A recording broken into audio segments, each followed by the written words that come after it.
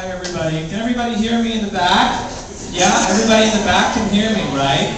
All right. Listen, I just want to talk for 1 minute and 45 seconds, and my feelings get really hurt if people are talking while I'm talking. That's all.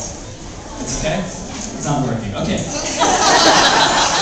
My name is Kwang Bao, and I run the Asian American Writers Workshop. And we were very lucky to be a partner in 2001 because we hadn't heard of Project by Project except through some of the other organizations that are up here.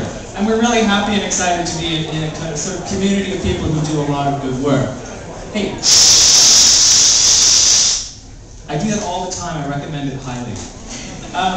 When we approached Project by Project to talk about the kind of partnership that we had, what we wanted to do, one of the things that we wanted to focus on is youth.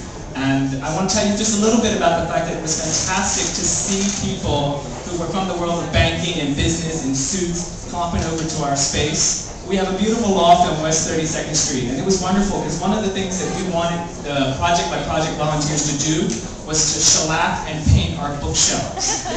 So they came in after work one day, these 16 people. They came and they did all our bookshelves for us. And we had just moved in, so it was something that we actually genuinely needed. But the important thing that we did is everything that it takes to make a book is something that the Asian American Writers Workshop does. So whether it's giving money to writers or running workshops or connecting writers to the publishing community, we do it all year round in a very friendly and culturally literate and positive way. I think one of the most interesting things about Asian America are the narratives that we all have and the different kinds of experiences that we come from.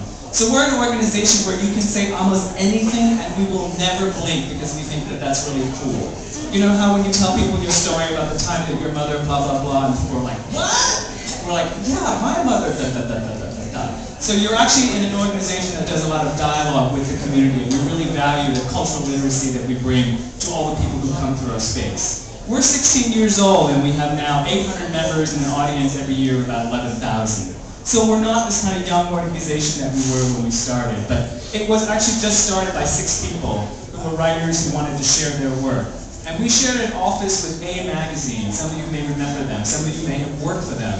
One of the things we're really proud of is that we outlived them and moved on to bigger and better quarters.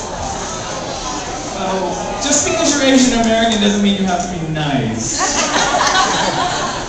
Anyway, actually what I want to tell you is something really spectacular about what we're doing. And actually, if you look at the year that we were chosen, we were actually the very first arts organization that they worked with.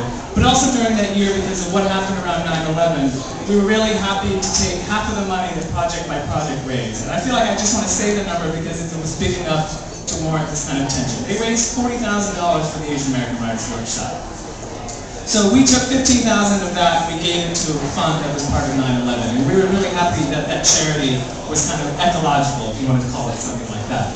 But the one event that I want to tell you all about is going to take place over the summer, and it's called Unfairy Tales, the Myths and Myths. One of the things about the workshop is that we really still talk a lot about race, ethnicity, gender, and we're trying to show how in the canonical works that we all grow up and study with, the ways in which gender and sexuality play out. And I think this is something that maybe the community isn't always comfortable with or has a lot of exposure to.